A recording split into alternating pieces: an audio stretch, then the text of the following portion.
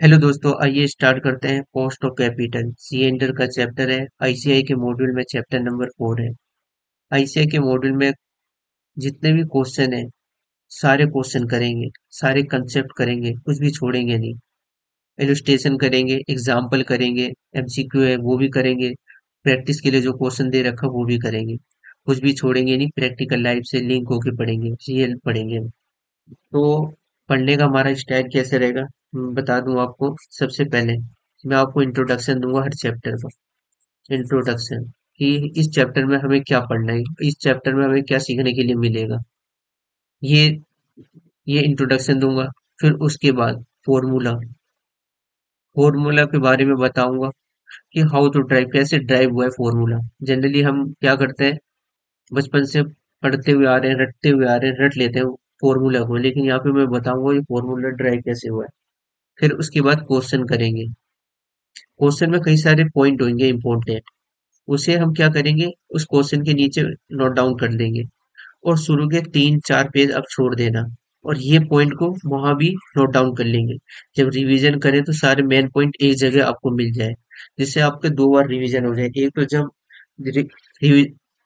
Question करने से पहले आप रिवीजन करेंगे तब, और दूसरा जब क्वेश्चन करेंगे उसके नीचे आप देखेंगे तब। तो वहां पर आपको सारे पॉइंट दिख जाएंगे।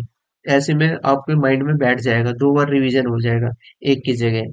तो आइए स्टार्ट करते हैं कॉस्ट ऑफ कैपिटल चैप्टर को। कॉस्ट ऑफ कैपिटल,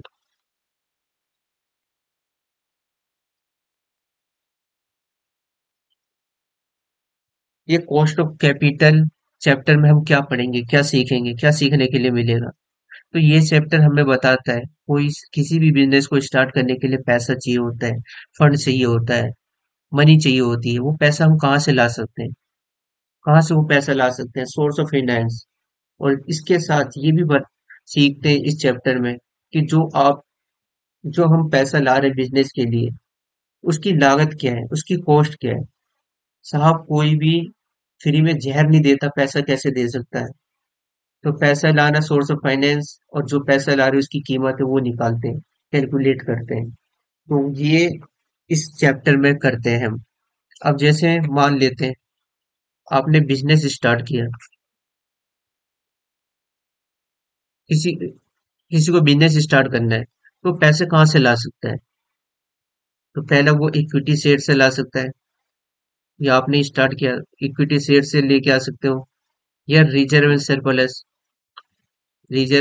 सरप्लस जो डिस्ट्रीब्यूट नहीं किया प्रॉफिट का कुछ part, reserve and surplus company ने, वो यहाँ रिजर्व एंड सरप्लस में आता है। और उसके बाद आता है प्रेफरेंस शेयर, फिर उसके बाद आता है इक्विटी शेयर, इसके बाद आता है डेट। डेट आता है, डेट में short term, long term, secure, unsecure, debenture, सारे इसमें ही आ जाएंगे। अब कहीं से फंड को रेज करें, सोर्स ऑफ फाइनेंस, तो ये यहीं से आप फंड रेज करेंगे, इक्विटी में आएगा या रिजर्व में, प्रेफरेंस में, या डेट में। तो इसमें आता है। तो बात करूं मैं अब इक्विटी की। कई लोग प्रेफर करते हैं कि इक्विटी शेयर से ही हम पैसा जनरेट करें, फंड रेज करें। अब जैसे मुकेश अंबानी साहब का ही देख लो, उनका कहना है मुझे मुझे डेट नहीं चाहिए अपने बैलेंस शीट में। उन्होंने 9.99% 2020 में मार्क जुकरबर्ग को अपना शेयर वैलिडेट किया, शेयर को बेचा 10% में, और $5.7 मिलियन रेज किए वहां से, और जितने थे वो डेट चुका दिए। उन्होंने बोला कि मेरे बैलेंस शीट में डेट दिखना नहीं चाहिए, इंटरेस्ट का बर्डन मैं लूंगा नहीं। ये उनका कहना था। तो मैं आपको डेटा दिखाता हूँ, एक सेकेंड।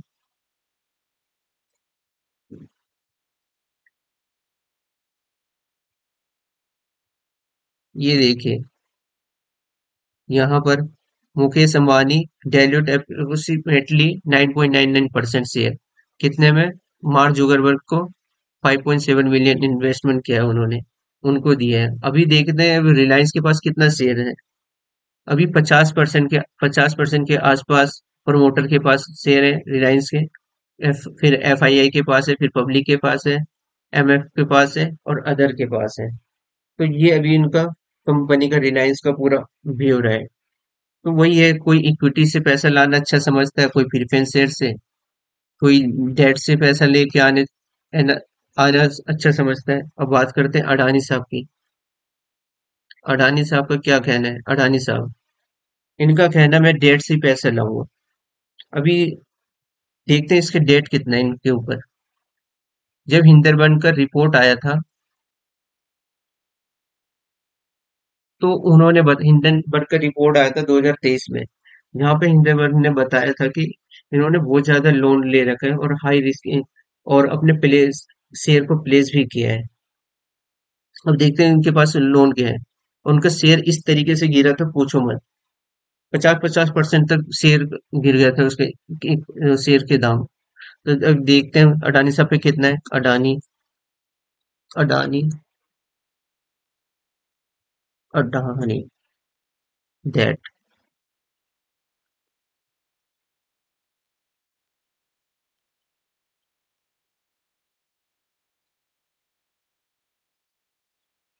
ये देखिए टोटल डेट 2025 में 953.02 बिलियन इनके पास डेट है। अभी इतना डेट है, ये मतलब होता है 2,60,000 करोड़ के आसपास। इतना डेट है इनका। क्या कहना है अडानी साहब का? अभी सरकार चल रही है बीजेपी के, बीजेपी की सरकार चल रही है। जित और आप जानती ही हैं अडानी साहब को और बीजेपी के साथ क्या रिलेशन है। उन्हें उससे मालूम है अडानी साहब को कि कॉन्ट्रैक्ट जितने भी होंगे वो मुझे ही मिलेंगे। मैं मार्केट से 10% पे पैसा रेज करूंगा, 18% कमाऊंगा, 8-10 दे दूंगा और 8 अपने पास रखूंगा, लेकिन अपने बिजनेस में किसी को पार्टनर नहीं बनाऊंगा। उनका ये मानना है, ये चलता है। और मैं आपको बताऊं, जितने भी स्टार्टअप हैं इंडिया में, वो फंड कहाँ से रेज करते हैं? वो फंड रेज करते हैं इक्विटी शेयर से। फ्लिपकार्ट हो गया, जोमेटो हो गया, ये सब ने कहाँ से पैसे रेज किए? इक्विटी से। क्योंकि डेट नहीं लेते, क्योंकि कैश बर्निंग पीरियड, जितने भी स्टार्टअप होते हैं उसका कैश बर्निंग पीरियड बहुत लॉन्ग होता है। और डेट लेंगे तो डेट में बिजनेस चले ना चले, इंटरेस्ट आपको देना ही पड़ेगा, तो ये बर्डन नहीं लेते। और ये करते हैं डेट, इक्विटी शेयर्स ही मतलब डायल्यूट करते हैं अपने शेयर्स को। मैं आपको दिखाता हूँ, एक बात बताता हूँ आपको। मैं जितने भी स्टार्टअप हैं, स्विगी, जोमेटो, जेप्टो, रिलायंस, और क्या बोलते हैं, फ्लिपकार्ट, फार्मेजी, ये सारे के सारे लॉस में है, कोई भी प्रॉफिट में नहीं है। मैं आपको डेटा दिखाता हूँ फ्लिपकार्ट का। फ्लिपकार्ट को स्टार्ट हुआ था 2007 में, सचिन बंसल और बिन्नी बंसल ने स्टार्ट किया था। आज वो वहां से मार्केट से निकल गए। वो अपने, जिन्होंने फ्लिपकार्ट को बनाए थे, आज वही उस वहां से निकल गए। तो देखते हैं फ्लिपकार्ट में, ये देखिए फ्लिपकार्ट का मैं दिखाता हूँ, बिन्नी और बंसल का कितना स्टेक है। ये देखिए, neither Binny nor Sachin Bansal hold a stake Flipkart today. 2000 में एक्विजिशन कर लिया था, 1.8% जनवरी में डाइल्यूट किया है। तो मतलब दोनों बाहर हो गए हैं, जिसने बिजनेस स्टार्ट कर दिया किया था वही बाहर हो गए। तो ये क्या करते हैं, ये स्टार्टिंग में बहुत ज्यादा इक्विटी लेते हैं, और इक्विटी डाइल्यूट होते होते होते होते इतना कम हो जाता है कि एग्जिट होना ही पड़ता है। अभी मैं आपको बता दूं, ये लॉस, फ्लिपकार्ट का लॉस दिखाता हूँ आपको मैं।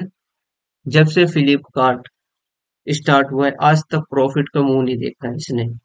सिर्फ लॉस पे लॉस, लॉस पे लॉस, लॉस पे लॉस। अभी मैं आपको लॉस दिखाता हूँ इसका।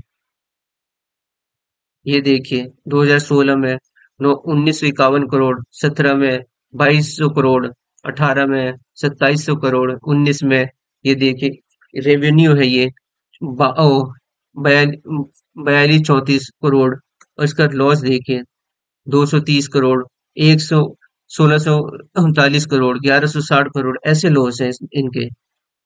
और मैं आपको फ्लिपकार्ट का अभी का लॉस दिखाता हूँ मैं आपको। ये देखिए फ्लिपकार्ट इंडिया प्राइवेट लिमिटेड 2008 की बात है, इनके पास लॉस कितने, लॉस, ये है लॉस 5,089 करोड़ रुपए, 51,089 करोड़ रुपए, 20% हाईएस्ट। और ये देखिए 4248 करोड़ रुपए है, 2024 में था। और 25 में अब देखिए गए 51 से 89 करोड़। ये लॉस पे लॉस करे जा रहे हैं।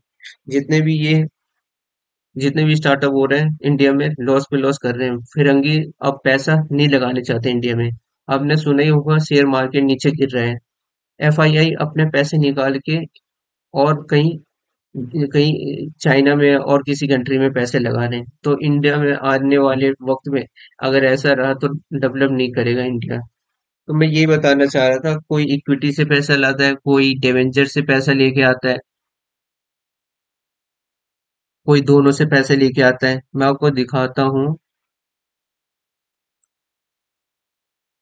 आपको मैं दिखाता हूँ ये डेटा।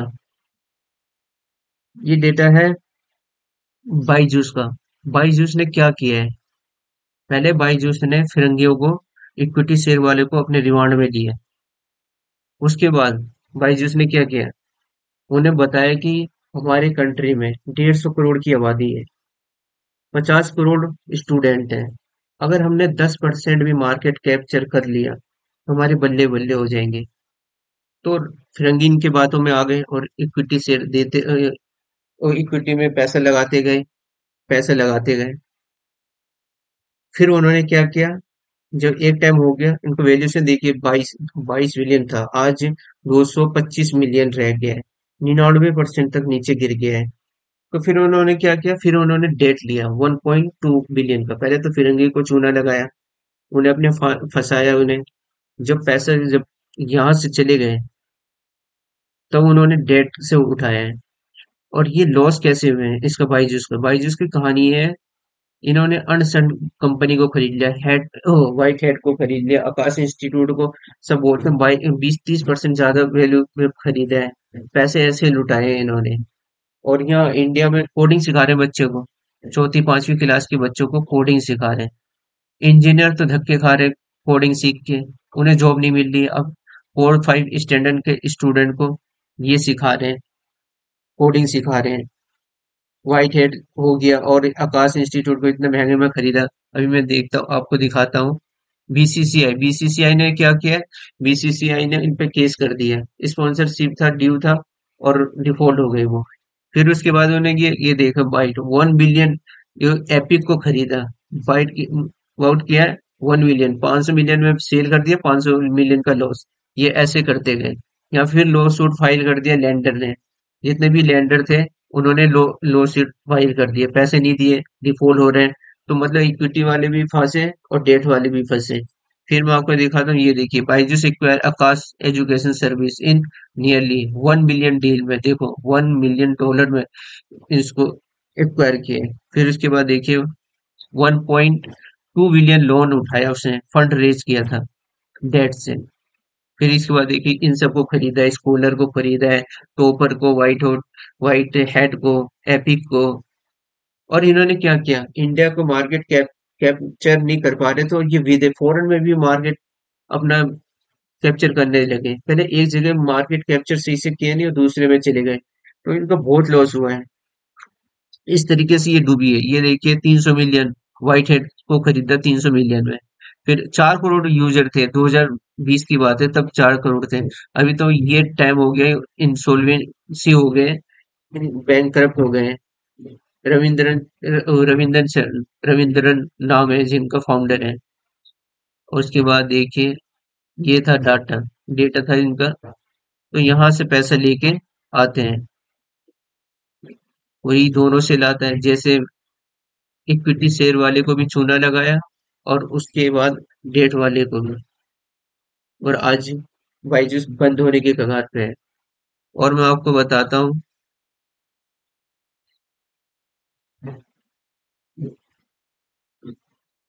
जोहो की बात बताता हूँ।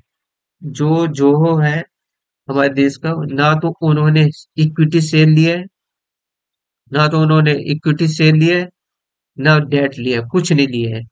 और आज वो बहुत प्रॉफिट में है। जोहो का नाम सुना होगा आपने, नहीं सुना तो उसका केस स्टडी देख लेना, यूट्यूब में बहुत अच्छा है। बहुत तरक्की की है गांव में अपना वो बिजनेस को, एम्पायर को खड़ा करके इतना नाम कमाया है। बार बार फॉरेन में वो सर्विस प्रोवाइड करते हैं। तो ऐसा है, कोई इक्विटी से पैसा लाता है, कोई प्रेफरेंस शेयर से लाता है, कोई डेट से लाता है, कोई हाँ, कोई सबसे लेके आता है। प्रेफरेंस शेयर से हम बचपन से पढ़ते हुए आ रहे हैं, प्रेफरेंस शेयर से भी पैसा लाया जा सकता है, लेकिन हमने आज तक देखा नहीं है। आपको चलिए मैं दिखाता हूँ कि रियल में हम पैसा लाते हैं प्रेफरेंस शेयर से भी। ये देखिए मैं आपको बताता हूँ कहाँ मिलेगा। ये मैंने डेटा खोल रखा है, ये देखिए, मार्ट हो टाटा मोटर कंपनी का ये बैलेंस शीट में, ये देखिए, कन्वर्टेड क्यूमुलेटिव प्रेफरेंस शेयर 100 रुपए का ईच है एट मार्च 2024 में। ये 30 करोड़ शेयर, दो 100 रुपए का ईच, तो ये शेयर इशू किए हैं। प्रेफरेंस शेयर इशू होता है, हमने देखा ये। अगर मैं आपको और दिखाऊं और किसी कंपनी का किस तरीके से लाते हैं, ये देखिए, स्किनर एक वेबसाइट है, स्किनर। स्किनर पे जाके अब मैं ये यहाँ पे अडानी पोर्ट कर ले देता हूँ। यहाँ पर आएंगे स्किनर डॉट इन पे, फिर अडानी, ये रहा अडानी पोर्ट, यहाँ पे क्लिक करेंगे।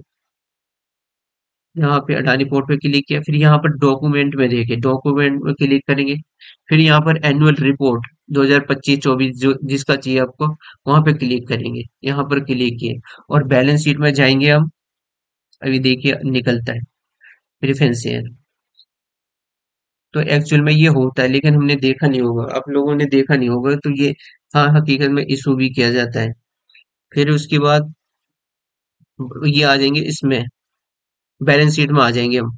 बैलेंस शीट में नोट टू अकाउंट में इनकम मिलेगा, दिखाता अगर आपको मिल नहीं रहा है। इक्विटी शेयर रिजर्व सरप्लस, इसका छोड़ी मैं और एक कंपनी का बताता हूँ, टाइटन का। टाइटन का दिखाता हूँ, टाइटन। मैं ढूंढने में टाइम लग जाएगा, टाइम वेस्ट होगा। यहाँ आके फिर डॉक्यूमेंट में आएंगे, फिर यहाँ पर एनुअल रिपोर्ट में आएंगे। नीचे सबसे नीचे आपको एनुअल रिपोर्ट मिलेगा। उसके बाद देखिए, ये देखिए, रिडीमेबल क्यूमुलेटिव प्रेफरेंस है। ये एक्चुअल में इशू करते हैं, लेकिन हम पढ़ते हुए आए हैं आज तक, डिवेंटर इशू करते हैं, इक्विटी शेयर इशू करते हैं, ये तो मालूम है। लेकिन ये प्रेफरेंस शेयर का नहीं मालूम, तो प्रेफरेंस शेयर से भी पैसा ला सकते हैं। तो मैं ये बताना चाह रहा था कि पैसा कहीं से भी ला सकते हैं, चारों से ला सकते हैं, तीनों से, दूसरे से, एक से, सबसे पैसा लेके आ सकते हैं, किसी से पैसा ला लेके आ सकते हैं। वो डिपेंड करता है, पर्सन टू पर्सन पे डिपेंड करता है कि वो कहाँ से पैसा लाना चाहते हैं। आइए समझते हैं अब कॉस्ट ऑफ कैपिटल का कंसेप्ट कंसेप्ट क्या है। तो आइए समझते हैं। डीएलएफ, रियल इस्टेट बिजनेस में डीएलएफ, रियल एस्टेट बिजनेस में इन्हें चाहिए 1,000 करोड़ रुपए। अपने बिजनेस करने के लिए 1,000 करोड़ रुपए चाहिए। ये कहाँ से पैसे लेके आ सकते हैं, फंड कहाँ से रेज कर सकते हैं? इन्होंने किया इक्विटी शेयर से, इक्विटी शेयर से किया इन्होंने 300 करोड़, एट द रेट 10%। दूसरा इन्होंने किया प्रेफरेंस शेयर,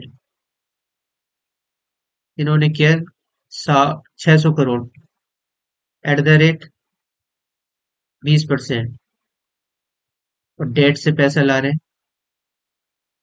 डेट से ला रहे हैं 600 करोड़, एट द रेट 12%।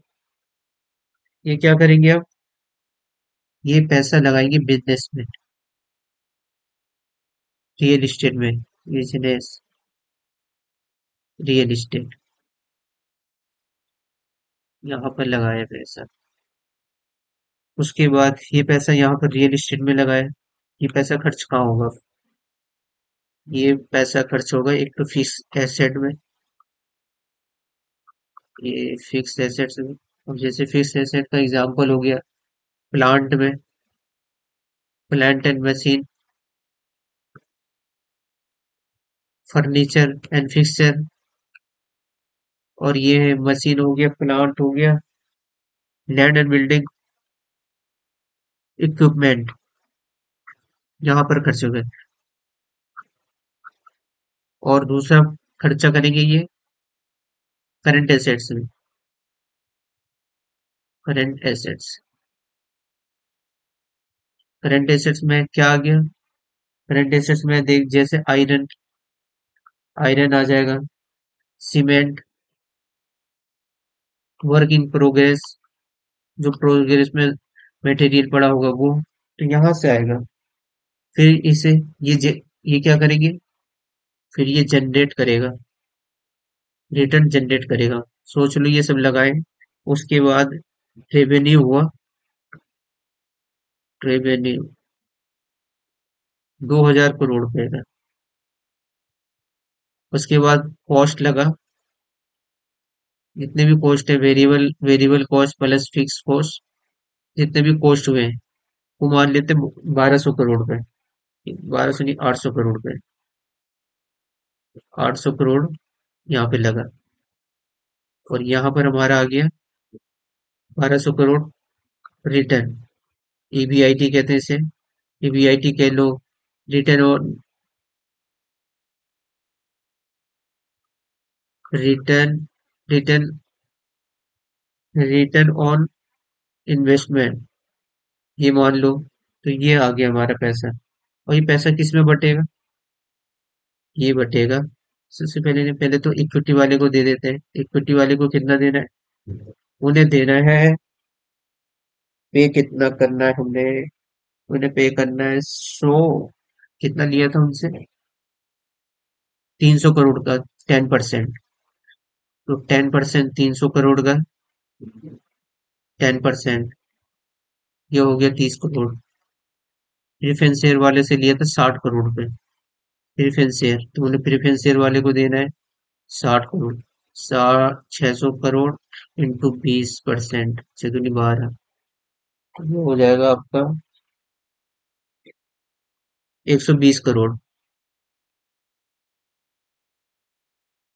और तीसरा है डेट, डेट लाए हम 100 करोड़ पे, ये डेट लाए थे हम 100 करोड़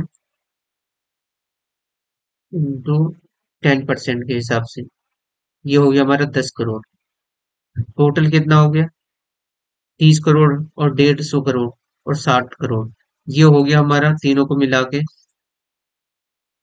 ये हो गया 160 करोड़ पे। कंपनी को 160 करोड़ पे देना है, और कितना देना है? 1000 रुपये जो इनसे लिया था पहले, वो देना है। तो टोटल कितना आ गया? टोटल पे इनको करना है, पे करना है इतना अमाउंट, 100 से 1100, 1160 करोड़ रुपए पे करना है, 1160 करोड़ रुपए पे करना है। और हमारे पास हमने कमाया कितना? 1200 करोड़ रुपए। तो 1160 करोड़ रुपए माइनस कर देंगे। अब जैसे हमने कमाया 1200 करोड़ रुपए, रिटर्न, रिटर्न ऑन इन्वेस्टमेंट है, और पे करना है 1160 करोड़ रुपए, और जो पैसा बचेगा वो रिजर्व एंड सरप्लस में जाएगा। ये गया 40 करोड़ रुपए, रिजर्व एंड सरप्लस, ये ये वहां पर गया। ये प्रोसेस हम क्यों करते हैं? बात आया ये करते क्यों है?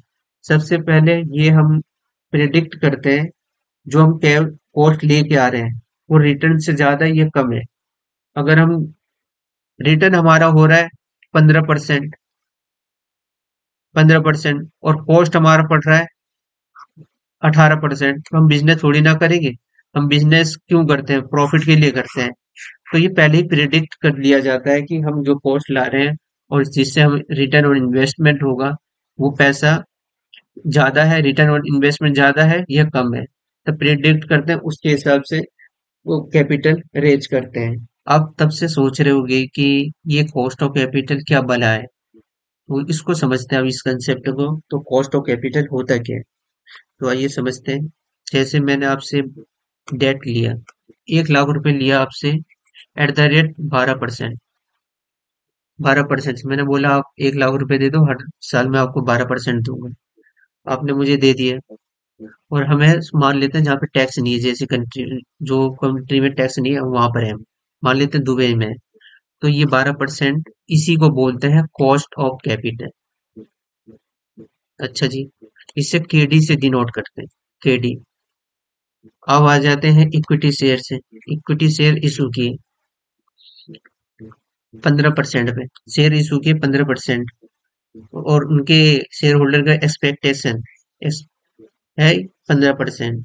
तो ये हमारा हो जाएगा कॉस्ट ऑफ कैपिटल 15%। अच्छा जी, प्रेफरेंस शेयर से इशू करें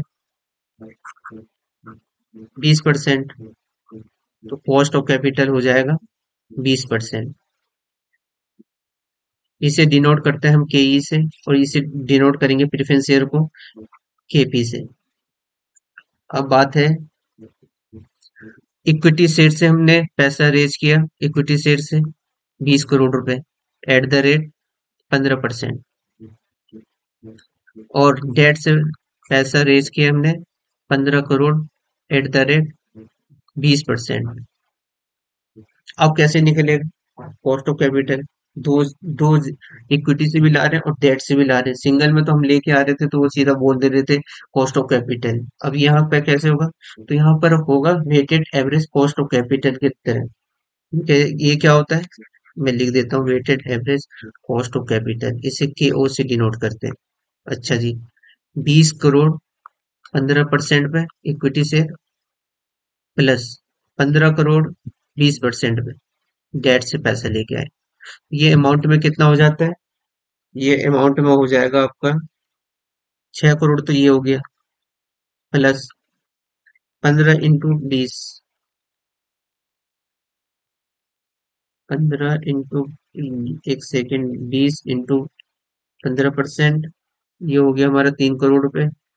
3 करोड़ होगा ये, 15 × 20, ये भी हमारा 3 करोड़ रुपए होगा।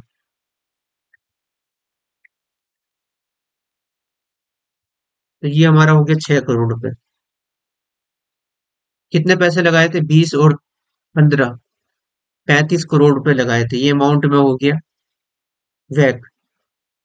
अगर हम परसेंटेज में निकालें तो हम क्या बोलेंगे? 6 करोड़ रुपए लगाए, 6 करोड़ रुपए कमाए, 35 करोड़ रुपए लगाए थे, 100। ये आ जाएगा हमारा परसेंटेज में। परसेंटेज में आ जाएगा हमारा इंटू 100 डिवाइडेड बाई 35। ये आ गया हमारा 7.12%। तो इसी को बोलते हैं weighted average cost of capital. Weighted average cost of capital, जिसे के ओ से डिनोट करते हैं। Weighted average cost of capital, जिसे हम वैक भी कहते हैं, ये देखते हैं रियल लाइफ में एग्जिस्ट करती है नहीं करती है। जो हम पढ़ रहे हैं cost of capital chapter, real life में देखते हैं। आइए कुछ कंपनियों को देखते हैं। ये देखिए, मैंने आईटीसी आईटीसी एलटीडी का निकाल रखा है। ये देखिए ITC cost of equity, cost of equity इनका कितना है? 9.82%। ये बीटा रिस्क फ्री, ये बाद में पढ़ेंगे, अभी आगे चल के पढ़ेंगे ये। अब ये देखिए कॉस्ट ऑफ कैपिटल है, दे रखा है इक्विटी का। फिर नीचे आते हैं, देखिए आईटीसी वेट दे रखा है, W A C C 9.82%। Debt का वेट दे रखा है, कॉस्ट ऑफ डेट दे रखा है, और कॉस्ट ऑफ इक्विटी दे रखा है। तो रियल में हम पढ़ते हैं। और मैं कुछ कंपनी का दिखाता हूँ, टाइटन का दिखाता हूँ आपको। टाइटन का देखिए, ये रहा Titan company, Titan company LTD, 9.7% cost of equity, risk free, ये तो बाद में पढ़ेंगे। और देखिए weighted average cost of capital 9.62%, weight है इनका 3.38%, cost of debt, cost of equity. और कंपनी का देखते हैं, ये देखिए इस कंपनी का है ये, एक सेकंड, ये टाइटन का है। ये देखिए कॉस्ट ऑफ कैपिटल, यहाँ पर लिख रखा है टाइटन। ये देखिए weighted average cost of capital 7 अक्टूबर को कितना है? 12.55%। और एक कंपनी का देखते हैं हम, रिलायंस का देखते हैं। ये स्क्रिप्ट वेबसाइट है, अल्फाबेट वेबसाइट है, वहां से आप देख सकते हैं। ये इसे यहाँ पर देखिए स्क्रिप्ट लिख रखा है, SCRIBD स्क्रिप्ट। अब यहाँ पे देखते हैं, ये रिलायंस का मैंने निकाल रखा है। ये देखिए रिलायंस इंडस्ट्री एलटीडी, ये देखिए cost of capital, equity, equity से रेट इतना है, कॉस्ट ऑफ इक्विटी 10.10% है, और डेट का कितना ले रखा है 7.30%। प्रीफेर्ड इक्विटी नहीं ले रखा, प्रीफेर्ड शेयर नहीं ले रखा है, तो वो जीरो दे दिया, और रेट देखो हमारा 9.7%। तो जो हम पढ़ते हैं एक्चुअल रियल में वो एग्जिस्ट करता है। तो ये मैंने बताया था आपको, रियल लाइफ से कनेक्ट होके पढ़ेंगे। तो यही है, जितने भी कंसेप्ट थे कॉस्ट ऑफ कैपिटल के वो सारे हो गए हैं। अब करेंगे हम फॉर्मूला। तो फॉर्मूला कैसे ड्राइव हुआ है, फिर उसके बाद हम देखेंगे क्वेश्चन, क्वेश्चन करेंगे फिर फॉर्मूला। बात करते हैं डिवेंचर की। दो टाइप के डिवेंचर होते हैं, पहला होता है रिडीमेबल, दूसरा होता है इरिडीमेबल। इरिडीमेबल का मतलब होता है पैसे वापस नहीं किए जाएंगे। अगर कंपनी ने डिवेंचर इशू किया, जो पैसा है प्रिंसिपल अमाउंट वो वापस नहीं किए जाएंगे। इंटरेस्ट हर साल दिया जाएगा जितना रेट का डिवेंचर होगा, लेकिन अमाउंट पे नहीं किया जाएगा। और रिडीमेबल में क्या होता है, प्रिंसिपल अमाउंट भी एक निश्चित पीरियड के बाद दे दिया जाता है जितना दिन का डिवेंचर होता है, और इंटरेस्ट हर साल दिया जाता है। अब ये देखते हैं कि फॉर्मूला ड्राइव कैसे होता है इरिडीमेबल में। मान लेते हैं किसी कंपनी ने आपसे 100 रुपए लिए 10% के रेट पे, तो ये 10 रुपीज हो गया। ये 10 रुपीज का मतलब क्या है, इसका मतलब है 100 रुपए लाने के लिए कंपनी को 10 रुपए खर्च करने पड़े, और इंडिया में टैक्स भी है, तो टैक्स बेनिफिट मिल जाता है। हम ये इंटरेस्ट को प्रॉफिट एंड लॉस अकाउंट में चार्ज कर सकते हैं। जब 10 रुपए चार्ज करेंगे तो इतने रुपए से प्रॉफिट कम हो जाएगा, इतने रुपए से प्रॉफिट कम हो जाएगा, और इतने रुपए में फिर टैक्स कम देना पड़ेगा, तो उसमें टैक्स बेनिफिट हो जाएगा। तो इसी को लिखते हैं यहाँ पे, मान लेते हैं 30% टैक्स है, तो 1 - 0.3, ये आ गया 7 रुपीज। अब इसका मतलब है एक्चुअल में कंपनी ने 7 रुपए पेमेंट किए 100 रुपए लाने के लिए, ना कि 10 रुपए। लगता हमें 10 रुपए, लेकिन एक्चुअल में 7 रुपए लगे। अब कैसे, तो आइए मैं समझाता हूँ, इसको एक्सप्लेन करता हूँ मैं आपको, 1 - t क्यों आया, तब आपके समझ में आएगा। ये देखिए प्रॉफिट एंड लॉस, ये सेल कर दिया हमने 100 करोड़ का, ये 100 रुपए मान लेते 100 का। इंटरेस्ट यहाँ पर है नहीं, जीरो इंटरेस्ट। प्रॉफिट कितना होगा हमारा, प्रॉफिट होगा हमारा 100 रुपीज का। अच्छा टोटल कर दें, tax on profit, tax on profit 30% tax मान लेते हैं, तो 100 रुपए में हमारा 30% लगेगा, ये आ गया 30 रुपीज। दूसरा बनाते हैं, ये हो गया प्रॉफिट एंड लॉस अकाउंट,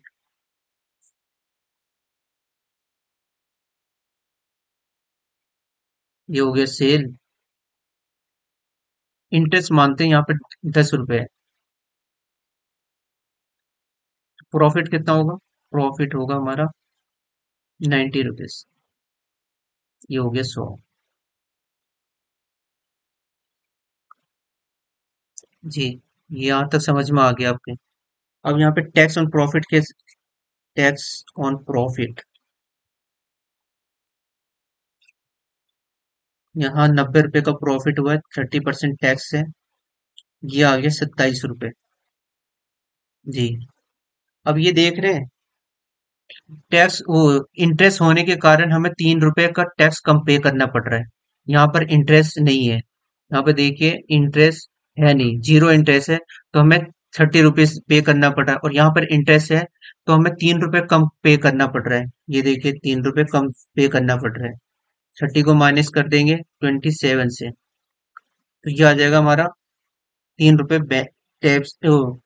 इसको बोलते हैं tax seal, tax saving, tax seal, ये हमारा आ गया 30 रुपीज। तो इसी को लिखने का तरीका होता है। अब मैं बताता हूँ आपको, पहले पेमेंट किया इंटरेस्ट का payment, profit and loss account में जो चार्ज किया था, इंटरेस्ट पेमेंट 10 रुपए, टैक्स सील, टैक्स बेनिफिट हमें हो गया 3 रुपीज का। एक्चुअल में कितने रुपए पे किए, एक्चुअल में पेमेंट 7 रुपीज का। यही 7 रुपीज हमारा उसमें आ रहा था। जैसे मैंने 100 रुपए का 100 रुपए कंपनी ने लिया आपसे और 10 रुपीज किया है और 1 - 30 पॉइंट ये कर दिया था। यहाँ भी देखिए 7 आएगा, 7 × 100 और मल्टीप्लाई कर देंगे इससे तो 7% आएगा, 7%। और यहाँ भी 7 रुपीज ही है। इसी को लिखने का तरीका होता है 1 - टैक्स कर देते हैं। तो फॉर्मूला क्या बना, नीचे नीचे होता है नेट प्रोसीड, एक्चुअल में कितना पैसा मिला कंपनी को खर्च करने के लिए, या कितना पैसा मिला कंपनी को, इसे बोलते हैं नेट प्रोसीड। ये निकाला कैसे जाता है ये भी बताता हूँ। फिर होता है इंटरेस्ट 1 - टैक्स, ये होता है केडी का फॉर्मूला, कॉस्ट ऑफ डेट का। नेट प्रोसीड का मतलब होता है एक्चुअल में कंपनी के हाथ में कितने पैसे आए। ये निकलता है कैसे, फेस वैल्यू मान लेते, फेस वैल्यू 100 रुपए, 100 फेस वैल्यू। ये आपको मैं बताता हूँ फॉर्मूला बना कैसे, ये 100 रुपए नहीं, फेस वैल्यू। और प्रीमियम में इशू करेंगे, प्रीमियम 100 रुपए की चीज 120 रुपए में इशू करेंगे, तो ये हो जाएगा हमारा, ये होगा प्लस। अगर डिस्काउंट देंगे 100 रुपए के को इशू कर रहे हैं, 100 रुपए डिवेंचर को 90 रुपीज में, तो वहां पर 10, वहां पर माइनस आ जाएगा। ये आएगा हमारा इशू प्राइस, इशू प्राइस। अब इसमें से ब्रोकरेज को माइनस कर देंगे। ब्रोकरेज क्या होता है अभी मैं बताता हूँ आपको। ब्रोकरेज को माइनस कर देंगे तो ये हमारा आ जाएगा नेट प्रोसीड।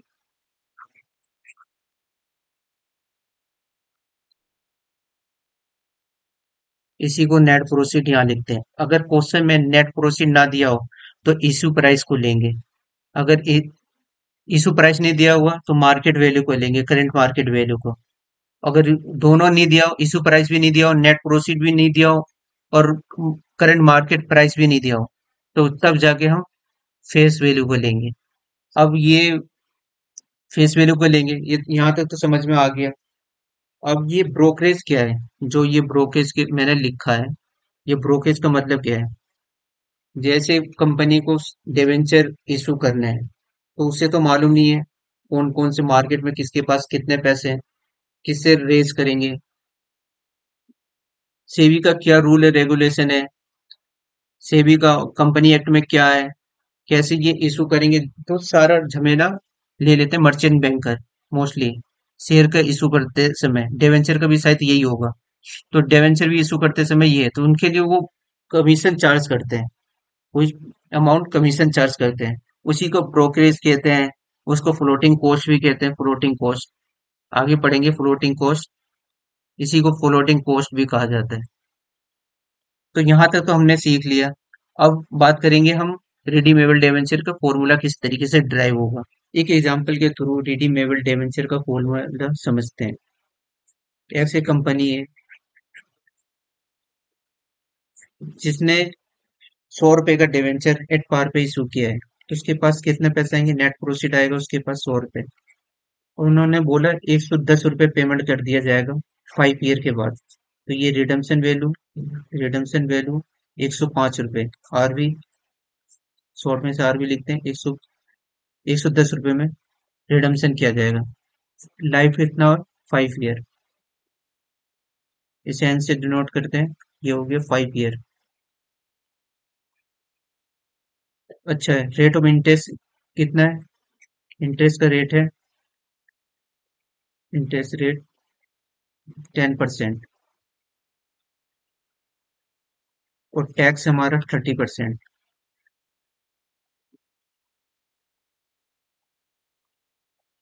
अब देखिए फॉर्मूला ड्राइव करते हैं।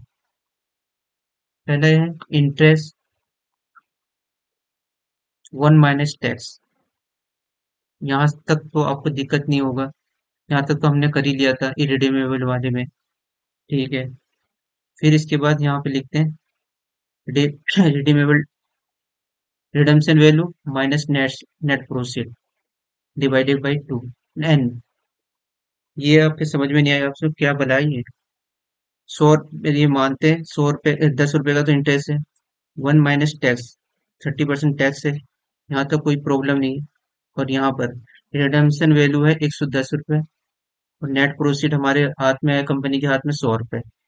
लाइफ है 5 ईयर। इसको क्या बोलते हैं, ये जो 10 रुपये का लॉस हुआ है, इसे बोलते हैं लॉस ऑन रिडम्पशन। रिडम्पशन पे लॉस हुआ है 10 रुपये का। 100 रुपये का चीज, 100 रुपये की डिवेंचर हमें 110 रुपये पे करने पड़ रहा है। ये 10 रुपये हमारा लॉस है। ये कितने साल में लॉस हुआ है? ये 5 साल में, ये 10 रुपये 5 साल में लॉस हुआ है, 5 ईयर। तो 1 साल का हमें चाहिए होता है, 1 साल में कितना लॉस होगा फिर? ये 7 रुपीज हो गया, और ये 10 डिवाइड बाई 5, तो ये हमारा हो गया 7, ये हो गया, +2 ये हो गया, ये हो गया हमारा 9। ठीक है, यहाँ तक अब कोई प्रॉब्लम नहीं होगा आपको। फिर इसके बाद, फिर यहाँ पर आता है RV plus NP NV divide by 2। यहाँ पे एनवी होगा, एनवी। अच्छा, अब ये क्या है? RV plus N V. कोई बोलता है 110 रुपये यूज किए हैं, कोई बोलता है 100 रुपये यूज किए हैं 5 ईयर में। तो इसका एवरेज ले लेते हैं, इसलिए हम इससे दो से डिवाइड कर देते हैं। लेकिन ये लॉजिक थोड़ा सही नहीं है। अब रिडम्पशन कितने पे हुआ था? 110 रुपये पे रिडम्पशन हुआ है, 100 रुपये की वैल्यू है। और लॉस ऑन रिडम्पशन पे हमें कितना लॉस हुआ है? 10 रुपये। ये 10 रुपये आज थोड़ी ना दे रहे हैं हम इसे देंगे 5 साल के बाद। तो ये ईयर 1 आ गया, हमने यूज कितना किया। इसमें क्या आता है कि कंपनी के पास यूज करने के लिए कितना अमाउंट आया, कितने अमाउंट से वो यूज कर रही है, तो वो आता है यहाँ पर। ईयर 1, ईयर 2, ईयर 3, ईयर 4, इसका लॉजिक बता रहा हूँ मैं। ईयर 5, ईयर 6, यहाँ पर 2 रुपये ड्यू हो जाएगा, यहाँ पर 2 रुपये ड्यू हो जाएगा, फिर यहाँ पर दो रुपये ड्यू हो जाएगा, फिर यहाँ पे 2 रुपये, फिर यहाँ पर, फिर यहाँ पर। तो यहाँ से लेके यहाँ तक कितना यूज करें? 100 रुपये का यूज करेगा कंपनी। उसके बाद नेट प्रोफिट कितना है? 100 रुपये। तो 100 रुपये यूज करेगा यहाँ से लेके यहाँ तक, यहाँ पर आएगा, फिर 2 रुपये ड्यू हो गया है। 2 रुपये ड्यू हो गए, तो वो यहाँ से लेके यहाँ तक यूज करेगा 102 रुपये, फिर यहाँ से 104 रुपये, फिर यहाँ से 106 रुपये, फिर यहाँ 108 रुपये, फिर यहाँ 110 रुपये, यहाँ तक यूज करेगा। छठे साल के एंड तक यूज करेगा, छठे साल का बिगिनिंग और 5 ईयर का एंडिंग। तो अब यहाँ पर देखें, ये क्या आता है? 100 + 102 +104 +106 +108 +110, और इसका 1 2 3 4 5 6, यहाँ पर 6। हम यूज कितना कर रहे हैं? 6 साल तक यूज कर रहे हैं, लेकिन लगता है हमें लगता है 5 साल का यूज कर रहे हैं, लेकिन 6 साल तक यूज करते हैं, तो 6 से डिवाइड कर दिया। तो इसका अमाउंट कितना आता है देखते हैं। 100, 102, 104, 106, 108, 100, 110, 630 आ रहा है, और डिवाइड 6, तो ये आ गया हमारा 105 एवरेज। और उसमें रिडम्पशन में क्या मैंने बताया था? Redemption value plus net proceed, net proceed, और यहाँ पर आ गया एन, यहाँ पर आ गया 2। तो यहाँ पर कैसे किया था हमने? 110 + 100/2, ये भी 105 आ रहा है, ये देख सकते हैं आप। 105 यहाँ और 105 यहाँ। इसे लिखने का बार बार इस तरीके से ना करने पड़े, इसलिए ये सीधा हम ये कर लेते हैं, एवरेज कर लेते हैं। अब आपको समझ में आ गया होगा ये हम डिवाइड क्यों करते हैं 2 से। और यहाँ पर मैंने थोड़ा गलती कर दिया था, एन, यहाँ पर एन भी नहीं होगा, यहाँ पर एनपी होगा, नेट प्रोसीड। सही लिखा था पहले ही मैंने, यहाँ पर नेट प्रोसीड। आप बोलोगे आपको एक डाउट और होगा, वो डाउट क्या होगा? आप बोलोगे यहाँ पर तो 1 - टैक्स कर दिया, ये भी तो हमारा लॉस है, ये इस पे भी तो टैक्स बेनिफिट होने चाहिए हमें, प्रॉफिट लॉस अकाउंट में चार्ज करेंगे। तो यहाँ का ये क्या है, मैं बताता हूँ। दो तरह के खर्चे होते हैं, कैपिटल एक्सपेंडिचर एक्सपेंडिचर और एक होता है रेवेन्यू एक्सपेंडिचर। अगर आपने ये 10 रुपए को, जो 10 रुपए 10 साल में लॉस में हुआ है, अगर ये इसे कैपिटल एक्सपेंडिचर समझते हैं तो आपको बेनिफिट नहीं मिलेगा। यहाँ पर वन माइनस टैक्स नहीं कर पाएंगे। अगर रेवेन्यू एक्सपेंडिचर समझा इस 10 रुपए को, तो आप मान सकते हैं वो फिर आप फिर बेनिफिट मिलेगा। वन माइनस टैक्स का टैक्स बेनिफिट मिलेगा क्योंकि हम प्रॉफिट एंड लॉस अकाउंट में चार्ज कर देंगे। लेकिन आईसीआई क्या करता है, इसे कैपिटल एक्सपेंडिचर समझ के पूरा क्वेश्चन सोल्व किया है बुक में। मैं आपको दिखाऊंगा अभी। और करने से ये भी कर सकते हैं, ये भी फॉर्मूला दे रखा है, लेकिन यूज यहाँ पर आईसीआई ने सारे क्वेश्चन में ये वाला फॉर्मूला किया है। इसे अप्रोक्सीमेशन मेथड भी कहते हैं, जो हमने ये किया है पूरा यहाँ से यहाँ तक। इसे अप्रोक्सीमेशन अप्रोक्सीमेशन मेथड कहते हैं। फिर उसके बाद आइए मैं आपको दिखाता हूँ कि दोनों फॉर्मूला एग्जिट है या नहीं है। ये देखिए, एक सेकंड। यहाँ पर देखिए, वन माइनस टैक्स कर रखा है, लेकिन यहाँ पर नहीं कर रखा।